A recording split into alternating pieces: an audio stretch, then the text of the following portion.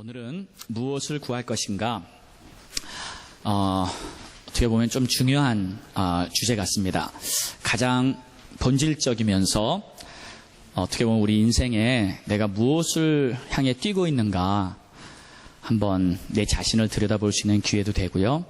그리고 또 목표도 한번 다시 한번 이렇게 점검해 볼 수 있는 아주 좋은 시간이 될 것 같아요. 내용은 역시 사마리아 배경으로 오늘 4장 네 번째 시리즈인데요. 오늘은 사마리아 여인보다는 제자들과 예수님의 대화를 통해서 우리가 한번 보기를 원합니다. 예수님과 제자들과의 대화. 자, 지금 상황을 보니까요. 예수님과 사마리아 여인이 만나서 한참 대화를 했습니다. 그리고 그 대화가 끝나갈 무렵에 마을로 갔던 제자들이 돌아왔어요. 그래서 그들이 예수님을 보고 좀 이상하게 여겼다 하는 말부터 시작합니다. 이상하게 여겼다. 왜냐하면 예수님이 낯선 여인과 이렇게 대화를 나누고 있잖아요. 그리고 특별히 그 여인은 사마리아 여인인데, 그러니까 그 모습을 보고 제자는 좀 이상하게 여긴 거예요. 근데 실은 이 이상하게 여겼던 마음이 언제부터 있었나? 한번 생각을 해봤더니요. 실은 예수님이 이 사마리아에 들어갈 때부터 제자들은 이상하게 생각을 했습니다. 왜요? 왜냐하면 그 땅은 유대인들이 들어가는 땅이 아니었기 때문에 예수님이 거기를 가시면서 나를 따라와라 하고 가시는데 제자들은 뒤를 졸졸졸졸 이렇게 쫓아가면서도 어딜 가시나 봤더니 사마리아를 가시는 거예요. 그때 왜 저길 가실까 하면서 다들 이상하게 여기는 마음은 이미 그때부터 있었습니다. 왜 하필이면 저길 가시지?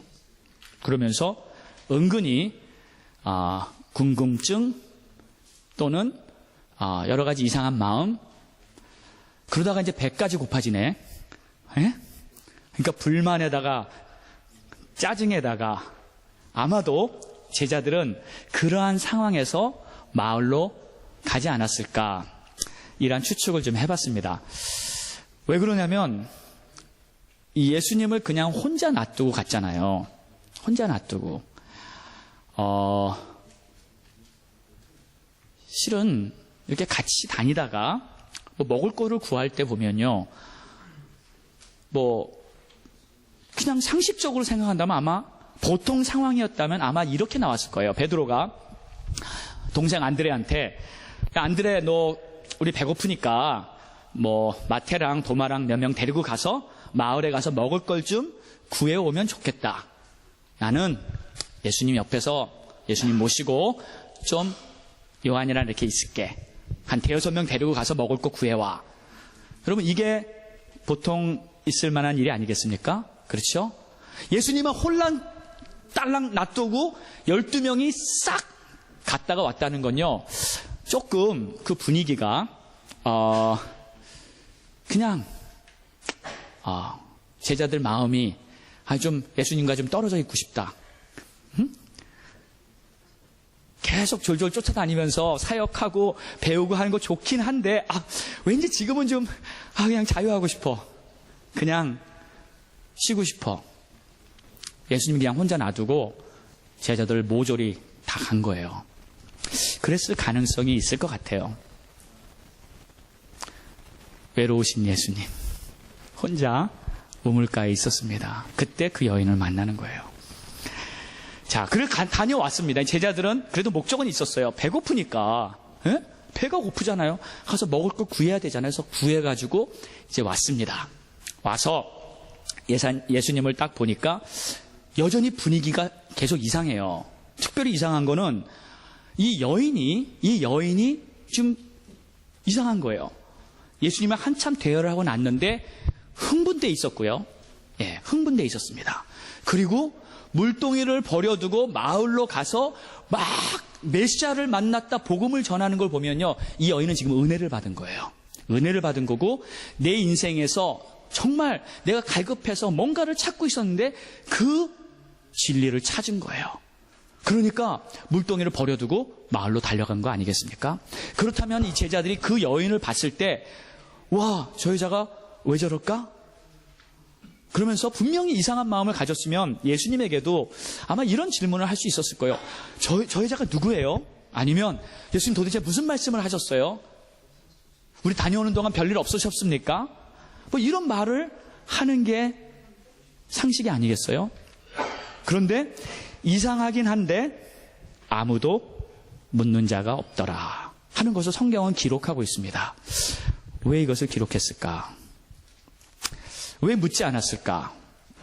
물론 가능성은 여러 가지가 있습니다. 제자들이 예수님에게 이러한 질문을 하는 게 조금 어려워서 그럴 수도 있죠. 어려워서. 왜냐하면 어른한테 뭐 꼬치꼬치 다 캐물으면 좀 귀찮아하시거나 또 건방지다고 볼까봐 어려워서 못 물어볼 수도 있어요. 또 다른 한 가지는 이상하긴 한데 관심이 없는 거예요. 귀찮은 거예요. 그거 더 알 필요도 없고요. 그냥 배가 고프니까 그냥 먹으면 되는 거예요. 나는 배 채우면 되는 거예요. 무슨 이유였는지는 정확히는 모르지만 이런 가능성은 있습니다. 자, 그런데 그 다음에 이들이 하는 이야기를 보면 그들이 입을 열어 하는 첫 마디가 이거였어요. 예수님, 이것 좀 잡수십시오. 이것 좀 드십시오. 그랬더니 예수님의 대답이 나옵니다. 자, 그런데요, 우리 사람은요, 각자 인생관이 조금씩 다릅니다. 중요하게 생각하는 기준이 다르고요. 그리고 나의 관심 또는 나의 구하는 것, 이것이 다 다릅니다. 무엇을 구할 것인가? 지금 예수님은 사마리아에 와서 이 유대인들과 완전히 격리되어 있는 원수 같은 그 땅에 와서 그 땅에서도 가장 비참하고 어떻게 보면 가장 소외된 그러한 한 여인을 찾아서 그 여인에게 복음을 전하는 것이 예수님에게는 가장 중요한 일이었어요. 예수님은 그것을 구했습니다. 그것을 찾았습니다. 그런데 아직 예수님과 비교하기에는 제자들이 너무 어리긴 하지만 그래도 제자들은 그냥 구하는 것이 떡이었어요. 내가 먹을 거. 우리가 지금요, 분명히 현실을 살고 있는 것은 사실입니다. 현실을 절대 무시할 수는 없습니다. 그러나 내가 궁극적으로 구하고 있는 것이 무엇인가? 그것은 오늘 한 번쯤 생각해 보아야 할 것입니다. 그래서 오늘 말씀에 하나님이 무엇을 우리에게 전하고 싶은지 제가 세 가지를 발견할 수 있었습니다. 첫 번째는 나를 향한 하나님의 뜻을 여러분 구하시길 바랍니다. 나를 향한 하나님의 뜻. 여러분, 우리는요, 우연히 태어난 존재가 결코 아닙니다. 그렇죠?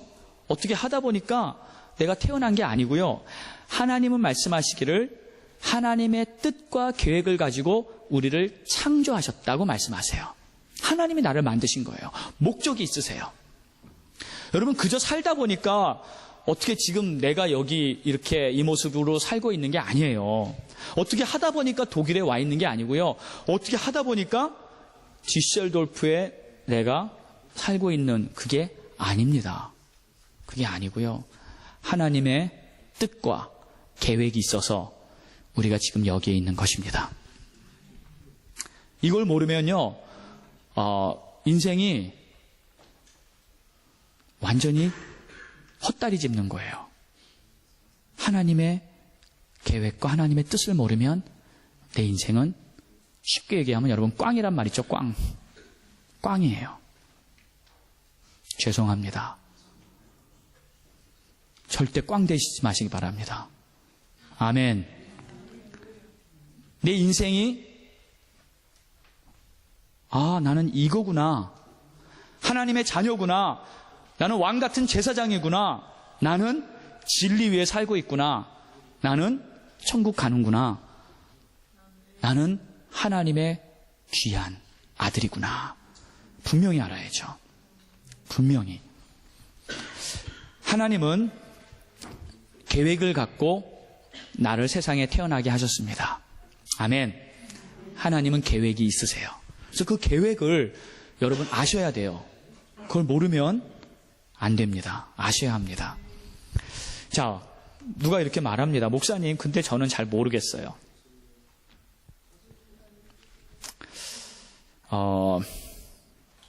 모를 수밖에 없는 이유는 있습니다. 여러분이 진정으로 구해보지 않아서 그래요. 사람들은요, 자기 직장을 구하거나 어떠한 전공, 심지어 학교, 어떠한 프로젝트 위해서는요, 하루 종일 때로는 밤새 가면서 그 일을 성취하기 위해서 노력을 하고 땀을 흘립니다. 회사, 직장, 돈 벌기 위해서, 저는 돈 벌기 위해서 밤새 본 적 여러 번 있었어요.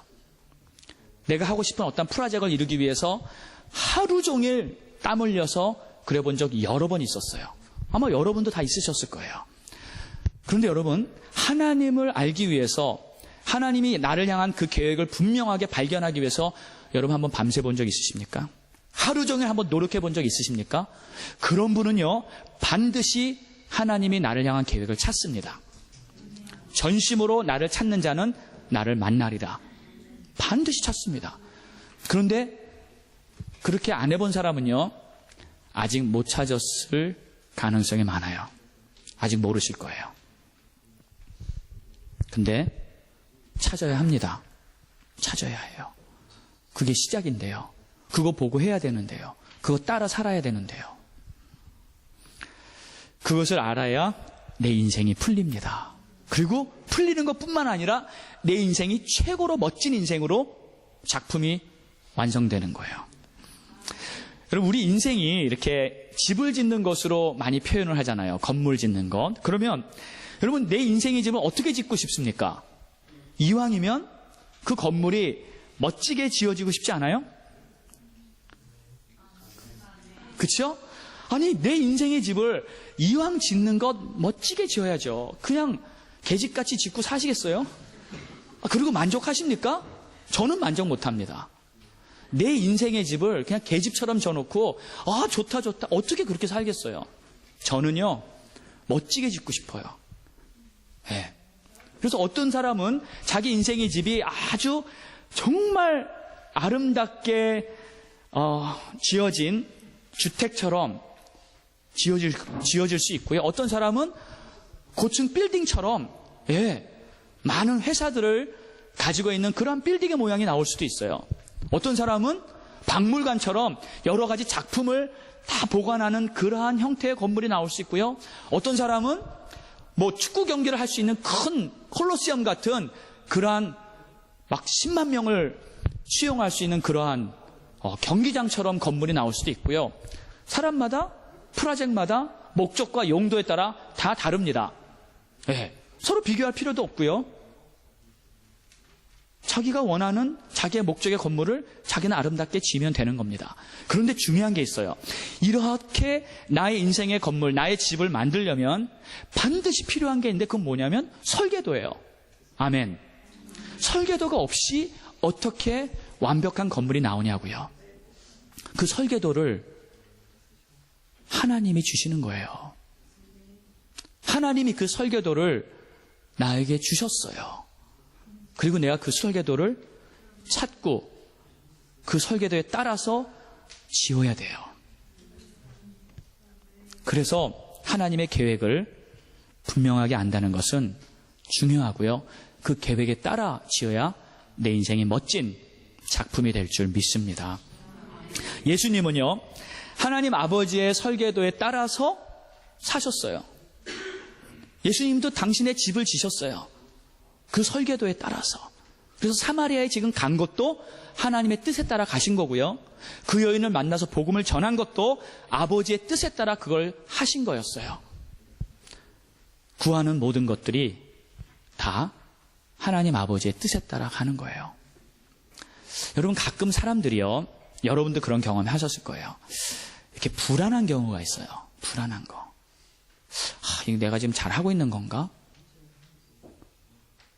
내가 지금 제대로 지금 결정한 건가? 두려움. 때로는요, 그런 두려움이 하나님의 설계도에 따라서 내가 가고 있지 않기 때문에 그런 마음을 갖는 경우가 많습니다. 네. 내가 막 선택하고요, 내가 막 가보니까 이거 잘 될까? 두려운 거예요. 하나님은 완벽한, 실수 없는 그러한 설계도를 우리에게 주셔서 그 설계도대로 내가 그냥 따라하면, 지금 내가 설계도대로만 따라가면 하나님이 주신 프로젝트, 하나님이 주신 계획 되는구나, 할렐루야, 멋지게 나오겠다 믿고 그냥 그대로 따라하면 되는데, 그렇게 못하면 내 마음이 불안하고 두려울 수가 있습니다. 설계도에 따라 지으시기 바랍니다. 자, 두 번째로 우리가 구할 것은요, 참된 열매를 구해야 합니다. 참된 열매. 오늘 본문에 보니까 이 영생에 이르는 열매란 말이 나와요. 그런데 열매란 것은 여러분 뭐예요? 열매란 것은 그 존재의 의미를 말합니다. 그렇죠? 사과가 열리면 사과나무예요. 열매 보면 그 나무를 아는 거예요. 포도가 열리면 당연히 포도나무예요. 포도가 열린데 그걸 사과나무라고 우깁니까? 아니잖아요. 포도나무예요. 내 열매를 통해 내 존재가 결정되는 것이고요, 내 열매가 바로 내 삶의 의미를 말합니다. 자, 그러면 보세요. 참된 열매란 뭐냐? 참된 열매란 오늘 말씀을 보면은 영생의 열매예요. 영생의 열매. 그러니까요, 다른 열매들은요, 그냥 다 썩어 없어져 버려요. 좀 있다가 그냥 사라져 버려요. 근데 영생의 열매는 말 그대로, 영생의 열매는 영원히 있을 열매예요. 영원히 있을 열매. 그러면 그 가치가 어떤 거예요? 가치가 큰 거예요. 가치가 큰 겁니다. 그러니까 36절에 이렇게 나왔어요. 거두는 자가 이미 싹도 받고 영생에 이르는 열매를 모으나니 이는 뿌리는 자와 거두는 자가 함께 즐거워하게 하려 함이라. 그래서 영생에 이르는 열매는 열매인데 영원히 있을 열매, 오랫동안 변하지 않고 영원히 있을 열매, 그런 이 열매를 바로 영원한 상급이다, 상급이다, 이렇게 볼 수도 있습니다. 자, 상이에요, 상. 그러니까 여러분, 우리가 우리 유학생들 많으니까 보통 음악이나 뭐 미술도 그렇고요, 보통 이런 전공을 가지신 분들은 콩쿨 같은데 또 컴피티션 어디 나가서 이렇게 상 타고 그런 거 하잖아요, 그렇죠? 네, 그러면 참여해서 상을 받습니다. 네, 좋아요, 좋습니다. 1등 했어요. 대상 받았어요. 특별상 막 받았어요. 얼마나 좋은지 몰라요. 그런데 이 상은요, 영원한 상은 아니에요. 아닙니다. 그럼 목사님 뭐 그런 상 받지 말까요? 아니요, 받아요. 받으세요. 그리고 이왕 받을 거 1등 하세요. 아멘? 그런데 세상 상은 잔뜩 받아놨는데 가만 보니까 하나님으로부터 상은 받아놓은 게 하나도 없어요.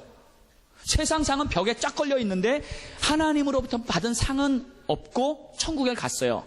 그러면 아이고, 잘못한 거예요. 헛상 받은 거예요. 그 상 아무 소용 하나도 없어요. 그 상은 다 놓고 간 거고요, 천국에 가면 빈털털이에요. 근데 이 땅에서 내가 주를 위해서 일한 상급, 영원한 열매, 그거는 이 땅에서부터 받으면서 천국 가면 그게 다 있어요. 그걸 가지고 가는 거예요. 천국에서 그 영원한 상급을 영원한 시간에 영원토록 누리는 줄 믿습니다. 그래서 이 영원한 열매라는 것이 중요한 거예요. 여러분, 영원한 상급을 받기 위해서 힘쓰시기 바랍니다. 사도 바울은요, 내가 세상에서 얻은 모든 것들은 다 배설물 같다, 그런 표현을 했어요. 세상에서 사도 바울이요, 얼마나 뛰어난 사람이었는데요. 최고의 가문에 최고의 학벌에 그는 어떤 사람과 비교해도 둘째가라면 서러울 만큼 우등으로 살았던 사람이에요. 상도 많이 받았을 거예요. 근데 주님을 알고 보니까, 복음을 알고 보니까 세상에서 받았던 모든 것들은 이거 배설물 같다. 배설물 같다. 그러니까 보화에 비교하면 배설물 같은 거예요. 하나님의 것과 비교하면 세상의 것은 배설물 같은 거예요. 물론 현실적으로 필요한 만큼, 우리가 얻어야 될 만큼은 여러분 우리가 얻고 성과를 거둬야 합니다. 그걸 하지 말라는 게 아니에요. 하세요. 그러나 그게 전부가 아니에요. 영적인 것과 비교를 하면 그거는 비교할 가치도 안 돼요. 영적인 것에, 하나님의 것에 더욱더 가치를 두시고 그것에 여러분이 힘쓸 수 있는 그러한 믿음을 가지시기를 축원합니다. 축원합니다. 돈도 명예도 천국엔 다 못 가져갑니다. 아무것도 못 가져가요. 그리고 여기 보면 참 흥미로운 말씀이 나와요. 저도 많이 읽었는데 이번 말씀을 준비하면서 특별히 조금 마음에 와닿고 깨달았어요. 뭐냐면 이 거두는 자가 이미 싹도 받았다 하는 말씀이 나와요. 거두는 자가 이미 싹을 받았다. 이 거두는 자는 뭐냐면 추수하는 자예요. 추수. 근데 이미 싹을 받았다. 근데 무슨 말이냐면 거두기 전에 싹을 준다는 거예요. 그러니까 무슨 말이냐면 보통 우리가 일을 하면 일을 하고 돈을 받잖아요. 그렇죠? 근데 하나님은 일단 정한 다음에 일을 시키기 전에 돈을 먼저 주신다는 거예요. 쉽게 표현하면 가불이에요. 먼저 주시고 일하는 거예요. 여러분 어느 회사에 들어가서 일을 하는데 들어오자마자 입사한 거 축하한다. 그리고 열심히 일하자. 그리고 금년치 연봉 여기 있다. 5만 유로 딱 줍니다. 할렐루야. 딱 주머니에 챙겨 넣고 이제 일 시작하는 거예요. 그럼 여러분 기분이 어때요? 괜찮죠? 아니 괜찮지 않아요? 괜찮잖아요. 왜 괜찮아요? 이분이 나를 믿어주잖아요. 일단 거기서 기분이 좋은 거예요. 여러분 하나님이 우리를 부르시고 선불로 먼저 우리에게 싹을 지불하신다는 말은요, 일단 내가 너를 믿어줄게. 쿨한 우리 하나님의 마음. 저는 우리 하나님 너무 멋있어요. 내가 너를 믿어줄게. 그러면서 먼저 싹을 주시는. 그러니까 하나님은요, 먼저 주시고 그 다음에 우리를 시켜 먹어요. 하나님이 지혜로우신 거예요. 먼저 주시고 우리를 시켜 먹어요. 그래서 간혹 이런 생각을 할 수도 있습니다. 저도 옛날에 그런 생각 한 적이 있었어요. 뭐냐면 우리 어떠한 뭐 집회가 있어요. 뭐 인카운터 있어요. 뭐 캠프 있어요. 그래서 은혜 받자고 가자 그러면 이런 생각이 들어요. 은혜 받으면 교회에서 일해야 되는데, 응? 은혜 받으면 내가 하나님 앞에 붙잡히는데, 뭐 이런 생각 있죠. 은혜 받으면 뭐 열심히 교회에 나가서 뭐 봉사해야 되는데. 여러분 이런 생각 해본 적 없어요? 솔직히 저는 있었어요. 그래서 은혜 받기를 미뤄요. 안 받아요. 근데 알고 보니까요, 이게 마귀였어요. 마귀의 음성이에요. 은혜 받고 나면 일해야 돼. 마귀더라고요.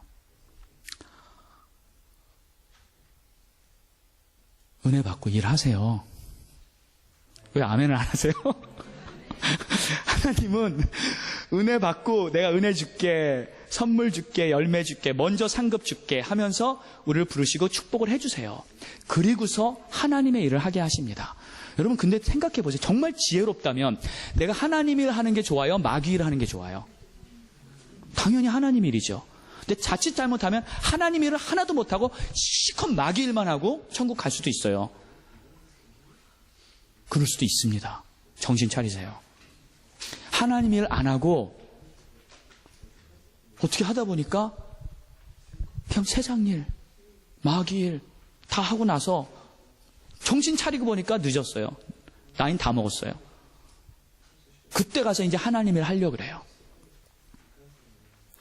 빨리 정신 차리고 빨리 하나님을 하는 게 최고입니다. 아멘. 근데 내가 하나님을 하면요, 어떤 일이 생기냐면 내가 할 일도 있어요. 분명히 내가 해야 될 일. 근데 하나님이 약속하신 게 있어요. 너가 먼저 그의 나라와 그의 의를 구하면 모든 것을 내가 더해 줄 것이다. 너의 하는 모든 일 내가 해줄게. 함께 해줄게. 그리고 더 잘되게 해줄게. 이거 하나님의 약속이에요. 당신이 이름을 거시고 당신의 체면을 거시고 하나님의 자존심 다 거시고 너가 나를 먼저 구해봐라. 내가 너를 얼마나 축복하는지 너가 경험해봐라. 이거 하나님께서 약속하신 거예요. 그렇다면 정말 우리가 지혜롭게 선택을 한다면 하나님의 일을 먼저 하겠다고 작정하고 결단하고 해보는 거예요. 한 번만 해보세요. 1년만 한번 시도해보세요. 그리고 나서 내일이 어떻게 됐나. 우리 교회는요, 하나님의 일을 먼저 하고 내일이 잘된 간증들이 줄줄이 사탕으로 있습니다. 아멘. 경험자들이에요. 경험자들. 그래서 선택을 그렇게 해야 돼요. 먼저 그의 나라와 의를 구하고 하나님의 은혜를 먼저 받고 하나님은 먼저 주시겠다고 하십니다. 그거 받으세요. 아멘. 다 받으세요. 그리고 나서 주를 위해 열심히 섬기고요. 하나님이 나를 어디까지 높이시고 얼만큼 세우시고 모든 사람 위에 머리가 되게 하시고 하나님의 영광을 나타내시는지 그걸 경험하시는 하나님의 복된 자녀 되기를 축원합니다. 축원합니다. 축원합니다. 세 번째, 참된 기쁨을 구하십시오. 참된 기쁨. 기쁨도 두 가지 종류가, 크게 보면 두 가지 종류가 있는 것 같습니다. 세상적인 기쁨, 영적인 기쁨. 그렇죠? 세상적인 기쁨, 영적인 기쁨. 세상적인 기쁨은 뭐냐? 그냥 현실적이고 육적인 그런 기쁨이에요. 그래 거기서 만족을 얻는 그런 기쁨이에요. 이것도 우리에게는 필요합니다. 네, 이것을 무시하는 건 절대 아닙니다. 이것을 통해서도 우리는 기쁨을 누려요. 쉽게 설명합니다. 제자들이 먹는 것 가지고 지금 그랬으니까 저희도 먹는 거로. 예. 누가 나를 초대했어요. 아주 그 좋은 음식을 정말 맛나게 차려놓고 대접했을 때 그 음식 먹으면서 얼마나 기쁩니까? 여러분 또 뷔페집 들어가면 뷔페집에 음식 쫙 깔려있는 모습 보면서요. 그냥 배 터지게 먹고 만족함을 느끼네. 실컷 먹고 기쁘잖아요. 아멘? 안 기쁩니까? 저는 기뻐요. 왜? 그렇게 음식 먹고 나서 기뻐요. 좋아요. 육적인 기쁨이에요. 근데 한 가지 알고는 있어야 돼요. 이 기쁨은 무슨 기쁨인가? 가만 봤더니 돼지의 기쁨이에요. 돼지도 먹고 기뻐하는데 똑같이 나도 먹고 그거 가지고 기뻐하면 이 기쁨은 그냥 돼지의 기쁨이에요. 근데 우리가 그걸로 만족할 수 있습니까? 안 되죠? 거기서 끝나면 됩니까? 안 됩니다. 안 됩니다. 영적인 기쁨을 맛보시길 축원합니다. 영적인 기쁨을 맛봐야 돼요. 이 영적인 기쁨은 간단해요. 그냥 복음 전하고 하나님 일 하면서 느끼는 기쁨이에요. 남들이 구원받는 거. 여러분을 통해서요. 여러분이 전도해서요. 여러분이 기도해서요. 어떤 사람이 구원받는 것을 여러분 경험하신 적이 언제입니까? 그때 여러분 기쁨 느끼셨던 적 있죠? 내가 기도했어요. 내가 전도했어요. 이 사람이 은혜 받는 거예요. 이 사람이 막 그냥 하나님을 경험하면서 막 눈물 콧물 쏟는 거예요. 거듭나는 거예요. 방언받고 막 하나님 찬양하고 이런 것을 내가 보는 거예요. 얼마나 기쁩니까? 아멘? 기쁘잖아요. 이런 기쁨, 더 크고 참된 그 영원한 그러한 기쁨. 제자들이요, 마을에 가서 먹을 것을 구해왔습니다. 예수님께 왔죠? 그 오자마자 한 1000마디가 뭐였어요? 예수님, 이것 좀 드십시오. 잡수세요예요, 잡수세요. 그때 예수님이 하신 말씀이요. 내게는 너희가 알지 못하는 양식이 있다. 양식이 다른 거예요. 근데 제자들은 그 말을 듣고 이렇게 생각합니다. 누가 예수님께 뭐 좀 갖다 드렸구나. 누가 예수님께 뭘 드렸지? 그러니까 예수님이요, 이런 말을 할 때, 이런 생각을 할 때 좀 답답했을 거예요. 그 말귀를 못 알아듣잖아요. 내게는 다른 양식이 있다 그랬을 때 그 의미를 제자들은 지금 전혀 못 알아들어요. 그래서 다시 설명을 하십니다. 나의 양식은 뭐냐면 나를 보내신 이의 뜻을 행하고 또 그의 일을 온전히 이루는 것이 나의 양식이다. 이렇게 설명을 다시 하셨어요. 알아듣게. 근데 이게 맨 처음에 읽으면 저도 잘 못 알아듣겠어요. 예수님의 양식이 하나님의 뜻을 행하고 그것을 이룬다는 게 물론 문장은 되지만 이렇게 쉽게 이렇게 구체적으로 이렇게 딱 그림이 안 그려져요. 그래서 한참 묵상을 했습니다. 근데 지금 쉽게 생각하면 이런 뜻이에요. 예수님은요, 지금 방금 한 명을 전도했습니다. 그렇죠? 이 여인을 복음을 전하고 전도를 했어요. 근데 그 여인이 복음을 듣더니요, 기뻐하고요, 막 흥분하고 행복해하면서 물동이를 놓고 막 마을로 달려 뛰어들어간 거예요. 그리고 거기서 메시아를 만났다 막 복음을 전하니까 이 여인은요, 지금 굉장히 이 삶이 변한 겁니다. 기쁘고 행복을 찾고 이 여인은 뭔가 지금 눈이 뜨인 거예요. 빛이 확 비춰진 거예요. 그래서 이 여인은 영생을 얻는 그러한 놀라운 축복을 얻은 줄로 믿습니다. 자, 그러니까 예수님은요, 이 여인의 기쁨과 이 여인의 행복과 이 여인이 영생을 얻은 그것을 보고 예수님의 배고픔이 사라진 거예요. 제가 어렸을 적에 이제 기억이 좀 났었어요. 예. 제가 어렸을 적에, 아주 어렸을 때 10살 미만 국민학교 다닐 때 제가 좋아하는 음식이 있었습니다. 우리 어머니가 만들어주신 음식인데 뭐냐면 닭찜이에요. 닭찜 아시죠? 닭찜. 제가 닭찜을, 우리 어머니가 닭찜을 그렇게 좋아했어요. 학교 갔다 오잖아요. 그럼 배고프잖아요. 그러면 어떤 날 어머니가 닭찜을 만들어 놓고 이제 저를 맞이하시는 거예요. 그럼 들어가자마자 가방 던져놓고 그냥 그 닭찜을 한순간에 그냥 앉은 자리에서 그냥 닭다리 10개 정도는 순식간에 해치웁니다. 막 먹어요. 한참 먹어요. 그리고 배가 다 불러오면 이제 그때 어머니가 보여요. 어머니 왜 안 드세요? 이제 그때 말이 나와요. 그러면 우리 어머니가 하신 말씀이 생각나요. 이렇게 말씀하셨어요. 나는 네가 먹는 것만 봐도 배부르다. 네. 어머니들은 그 말 해보신 적이 있을 거예요. 그 마음을 아실 거예요. 나는 너가 먹는 것만 봐도 배부르다. 그러니까 쉽게 우리 예수님의 마음이 바로 이런 것 같아요. 어머니는 그 사랑하는 아들이 그 배고파할 때 맛있는 것을 막 먹으면서 행복해하고 기뻐하는 그 모습만 봐도요, 어머니는 배고픈 게 느껴지지 않는 거예요. 어머니는 그 모습만 봐도 바로 어머니의 양식이 되는 거예요.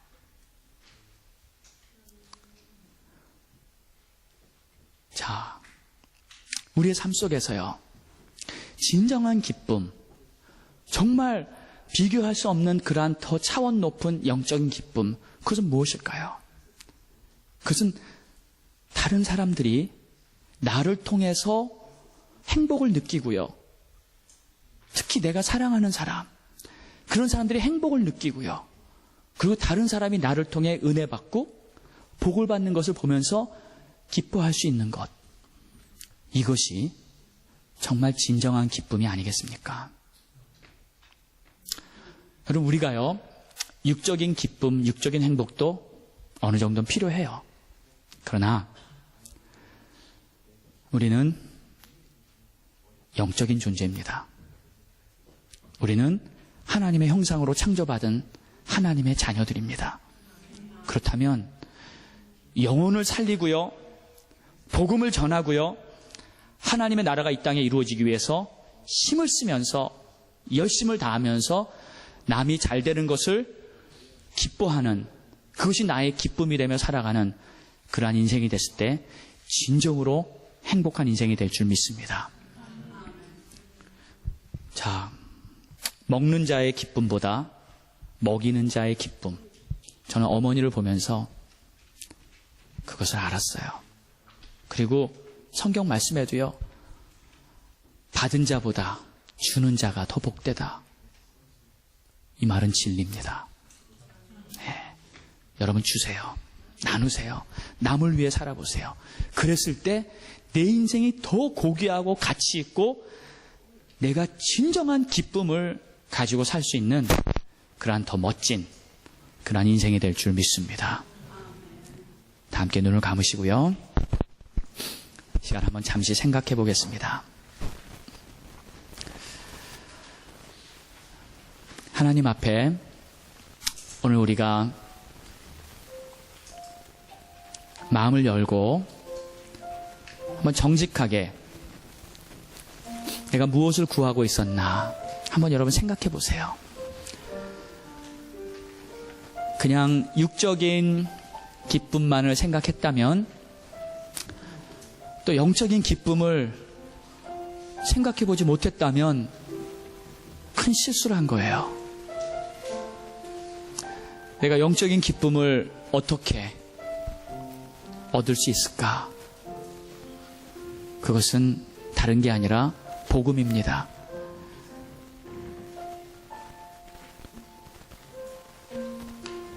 오늘 말씀처럼 거두는 자가 이미 싹을 받았다. 뿌리는 자와 거두는 자가 함께 즐거워하게 하려 함이라. 하나님께서는 우리를 추수할 일꾼으로 모두 부르셨습니다. 복음을 전하고 영혼을 구원하는 그 일에 우리 모두를 부르셨어요. 이건 목사님만의 사명이 아닙니다. 여러분 모두에게 우리 하나님께서는 복음을 전하라는 중요한 명령을 하셨어요. 그렇다면 내가 그 일을 하기 위해 무엇을 할 수 있을까? 어떻게 섬기고 어떻게 힘쓸 수 있을까? 생각해보는 그러한 시간이 되어야 합니다.